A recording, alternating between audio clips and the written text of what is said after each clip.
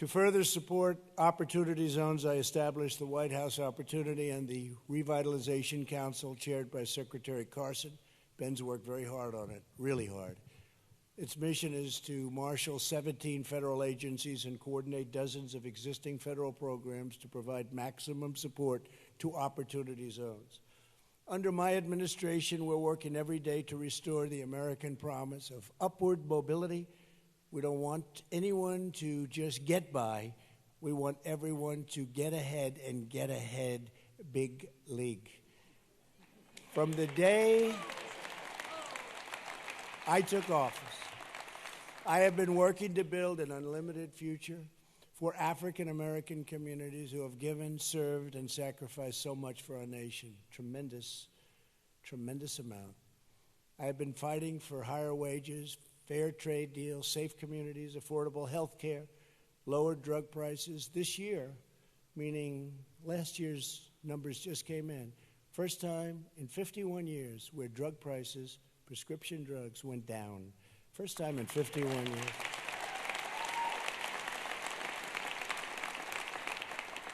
And frankly, if the Democrats would ever negotiate, instead of wasting all their time, we could drive those prices down so low. It would be so beautiful. I mean, what's not to like?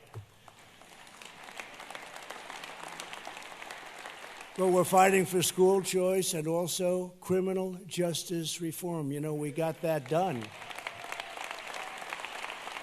Criminal justice reform. Big thing. We got it done.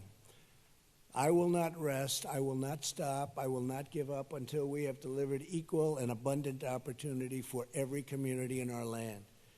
We are not interested. It's true. No, we're not interested in business as usual. We're not interested in continuing yesterday's failures, of which there were many, or the old ways of doing things. We want to disrupt what's broken. We want to really disrupt this place because none of the other stuff worked. When you look at the opportunity zones, how successful they've been, we're doing things that are just really incredible. Now the economy's helping, I guess, and a lot of things are happening. A lot of good things are happening, but so many people are benefiting. We want to challenge what's failed and focus on delivering real results, improving real lives, and making the world a better place for every American child, no matter their place of birth or zip code or residence, no matter where they live, no matter where they come from. Our commitment to Opportunity Now includes those who have been released from prison. This is the first time where prisoners are coming out and getting jobs and not having to go back. The percentage is unbelievably different. To give former prisoners the chance for a fresh start, last year I was proud to sign the landmark criminal justice reform into law. It took a lot of work. It was a very tough one. They've been trying to get it for a long time, and other administrations couldn't get it. We got it done. We get things done.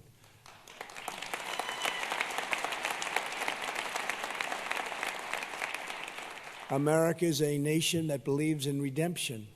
People were in jail. You know Alice Johnson. She spent 22 years in jail.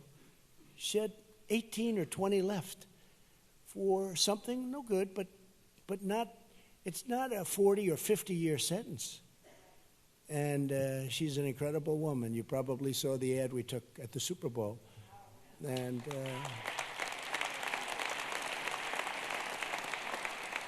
I had another ad. We had two of them, and the first one was going to go in that spot. That was the best spot. That was right after the first time out.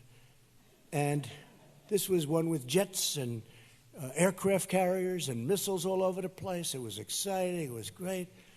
And I thought this was going to be just great.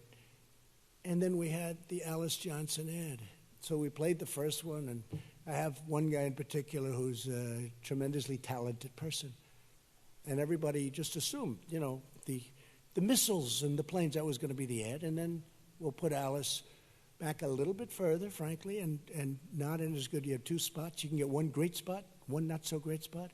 This guy comes in, looks at both ads. He says, the Alice Johnson ad is unbelievable. I said, what about the aircraft carriers? He said, it's fine, but, you know, I've seen them before. You do them all the time, actually, right? And as soon as he said that, I realized, and everybody is talking about that ad. Alice is a tremendous woman, tremendous person. And I said, how many other women do you know in prison like that, Alice? She said, many. I said, now, do you know some that can't come out? Absolutely, because I wanted to hear that too, because that's true also. But I said, how many? She said, many. I said, get me their names. Just get me their names. She knows. She's in there a long time. 22 years she spent. A roaring economy has, for the first time ever, given many former prisoners the ability to go out and get a great job. We've also made it a priority to encourage businesses to expand second chance hiring practices.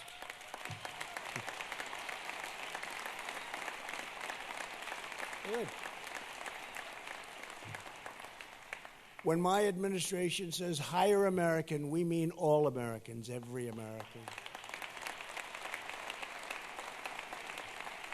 To help former inmates find housing, jobs, and support, my administration has established the Council on Crime Prevention and Reentry. Very big deal. Today I'm proud to announce that I'm appointing Tony Lowden, pastor of Maranatha Baptist Church. Where's Tony? In Georgia. Tony? Where is Tony? Come on, Tony.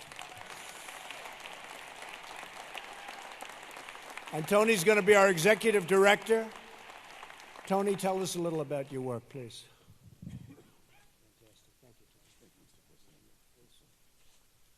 To God be the glory.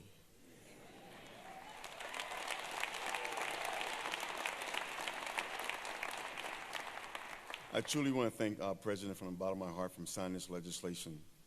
Too many of our men and women are ending up in our prisons and coming home with nothing to get back on their feet to.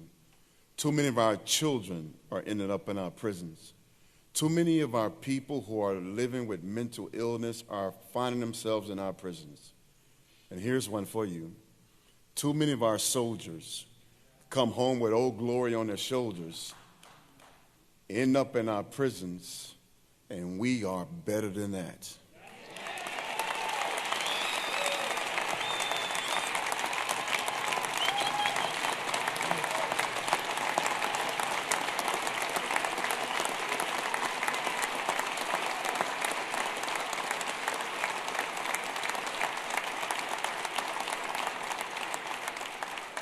And so with this legislation that the president signed, now is the time to take this opportunity, rebuild our communities. And if you learn how to cut hair and cut grass and be an entrepreneur in prison, we're going to give you a second chance, and we're going to make sure you come home with your driver's license, your ID, and your birth certificate so you can get back on your feet and be reunited with your family.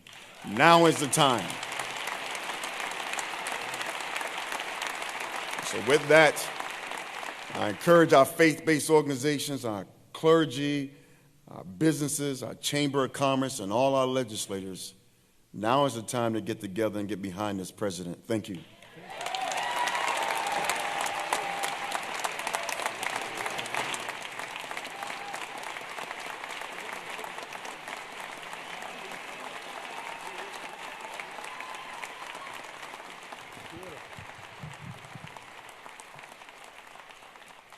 Wow. He's done that before. He's some pastor. That's what the word is. Now I understand. We're grateful to you, Pastor. Thank you very much. All of our country's African-American churches have done such an incredible job. Everything they do, they really raise the spirit of our people and lift up the conscience of our nation. We really appreciate you being here. That was beautiful. Thank you very much. Yes.